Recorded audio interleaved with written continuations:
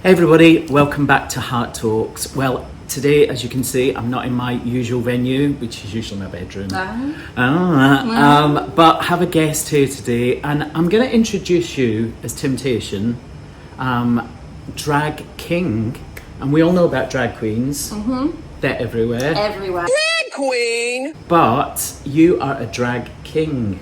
And we're going to talk about that today. But do you want to introduce yourself and tell us who you are when you're I'm not Tim. Yes. When I'm not Tim, I'm Julia, she, her, and basically I have a day job, Monday to Friday, for a corporate, and I make content for social media, kind of similar to this, but very, very short form and about exactly the same thing again and again and again in different ways.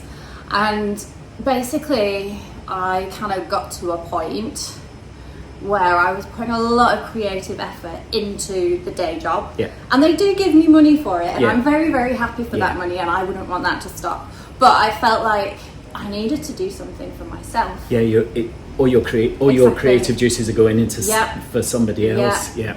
Can you tell me who is Temptation? You know, where did he come from and who is he? So, Temptation. And is it right me saying him? Yeah, absolutely. Yeah. I'm a drag king. Tim is a he. Tim him, is a he. absolutely. Yeah. Just getting it all right, you know. So Tim basically came out of the Art of Drag course. It was a 10-week course, and on one of the weeks Adam Moore was in, who is an amazing drag king, like absolutely stunning. And it was in that course that a name that I made up at university came together with the Heaven 17 song Temptation. And at that point in my life as well, I was like dealing with some stuff. My mum had just gone and joined a cult. As we do, yeah. And there was nothing at all that I could do that could stop her from being involved in this cult, making little videos, sermon videos about the end of the world. Okay. And basically, I didn't have any power in the situation.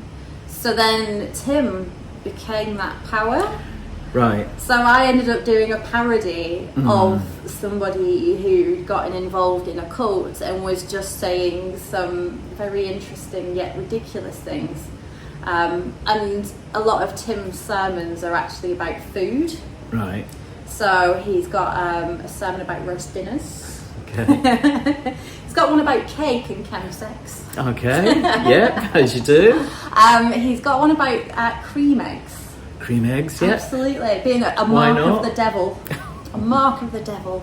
And he's quite rude. He's very much into his innuendo. Right. And he's all for the gay men, is Tim. So Tim is... Because Tim is a gay man, isn't he? Tim is a gay man. I love it. Drag king gay man. It's so funny, isn't it, how we often use our pain or our trauma to create and make something to laugh at, you know, because sometimes it's the only way to cope with what's going on, you know, in the background. So it's great that Tim, you know, has been created with elements of that in him as well, you know. And like, I think culturally, when you're going through a depression or a recession, at 1920s Berlin, for instance, a lot of creativity kind of comes out of that. And I think for me, in my own personal experience at that time, that's absolutely what happened. He became my creative outlet and a way to deal with a lot of things that I was just struggling with generally.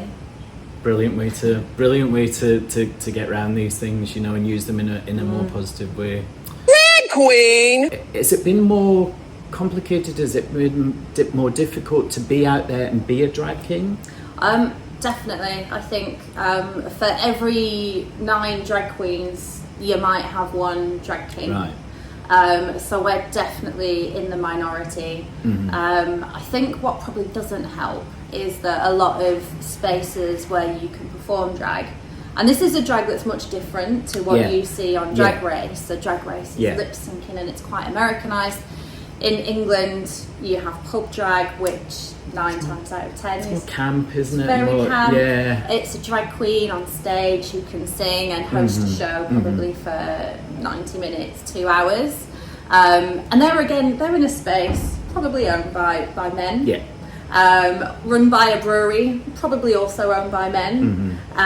So you've kind of got this line that kind of doesn't put women in a space where they can, you know, just be and program to be able create to exactly. And, you know, So I think it is quite difficult for drag kings, especially because when you're thinking of things, even like a drag brunch, your expectation is to have a drag queen there. Yeah. And people who run the bars want to put drag queens on. Yeah. And then again, I think as well, there's another layer to this, which is what if your drag isn't singing in a bar for an hour, 2 hours? Yeah. What if you're based in stand-up comedy? What if you're based in just complete camp silliness? Yeah. Then you kind of need to find a space that's maybe a bit more cabaret. Yeah.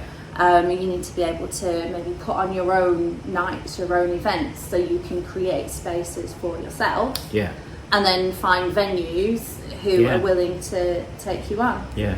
And for us, well, for me and the people who I met when I did my drag course, finding a venue like John the Unicorn was really, really useful for us, because they actually allowed us to come here, create our own shows, produce our own shows, have invited guests, pretty much do the drag we wanted to do, and like really learn and grow and become Just give artists. you the freedom. Absolutely. Yeah. Yeah. Drag queen. The reason that Hart Talks is coming out on tomorrow, which will be today when you're all watching this, is because you have a show on Wednesday at the Two Brewers in Clapham. So this is a shout out to any of the queer community in South London, in London at all. If you're in London, then come along and see this show. You can get tickets online. I'll put all the details below.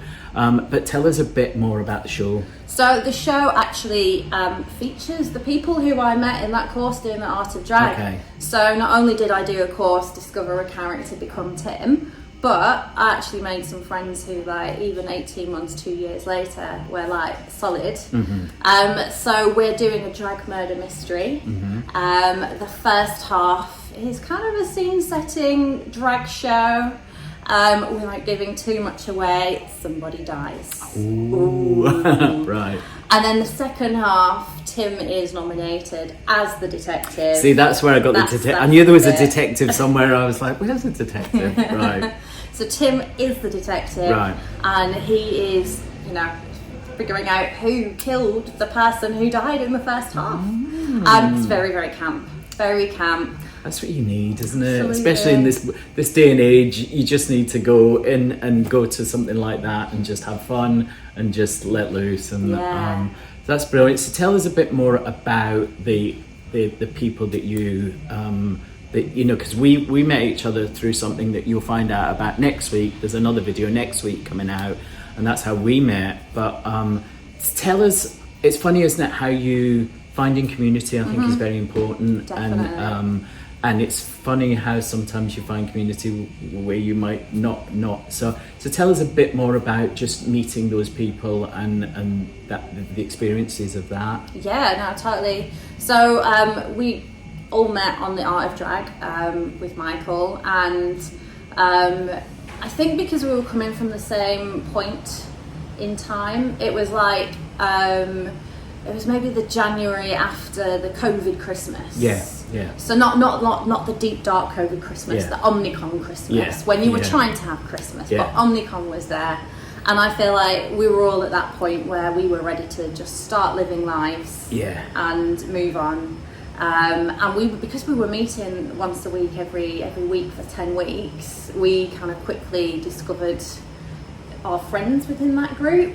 And I think we had so much fun just being in this situation together, and probably in a situation where we were like back socialising and meeting people properly again for the first time. I think that probably really helped us to gel. Made the bonds Absolutely. even stronger, didn't it? And across us, we had a lot of different skills, a lot of different types of performance that I think are very complementary of each other. So that once we'd finished that show, we kind of realised that there was a space for us to be able to produce our own shows.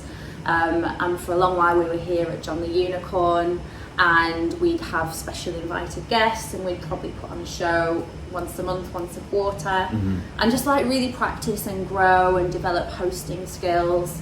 And now we've kind of gone a step further than that, and we're putting on bigger shows, ticketed events at places like the Two Brewers, where we have a much larger audience, like tech, chef's kiss tech. And we can put some thought and time and effort into curating and creating an experience. It's great to see things getting bigger, isn't it? Because that's how it works. You are working in your local pub first, and then you go on to something big. You know, so it's great to see that you are getting to those next steps. So and it's great to hear that, you know, that course has created so many great friendships, but two, you know, to put more drag kings out there, you know, because although I am the only king in you the are group, the only, we've got did I say drag king and then or drag queen? Drag king. I'm so confused. So of my little course, of my little group, we had probably I think we got 2 AFAB queens, myself as a drag king, and then there was a second king. What's an AFAB? Assigned female at birth. Oh yeah, I knew that from Drag Race. So you're female and you're really umphing that femininity, right, and kind of becoming a drag queen in your own right, an extra layer. And then we had a dancer, we had a queen who is just so abstract and the Carrot, absolutely. Carrot started doing Art of Drag, but they were a few courses before me, you know. But it just shows that what a good spot it is that you can progress from. Brilliant. Well, Julia, thank you for being on today. Is there any social media links that you want to spiel off to our audience? So if you want to follow me, I am Temptation Drag on Instagram. Mainly, I have a TikTok, but we've not quite got around to putting content there. So everything, all my upcoming performances and places that I perform in will all be listed on there in my stories on my channel. The Cupcake Cabaret, also on Instagram, is the group that I'll be performing with this coming Wednesday the 18th. And I believe you put the Out Savvy link. I will. I'll put it in the description box below, and you can just click on that and get tickets to go along. Yeah. Beautiful. Brilliant. Thank you very much. Thank you. Hey everybody, so thank you for watching this video, and please remember to like, share, comment and subscribe. If you want to find out and meet Tim and the other drag performers, then get yourself along to see the show on Wednesday. That's this coming Wednesday at the Two Brewers in Clapham in London. Okay, see you all next week. There's an extra video next week, so I will be back on Thursday. See you then.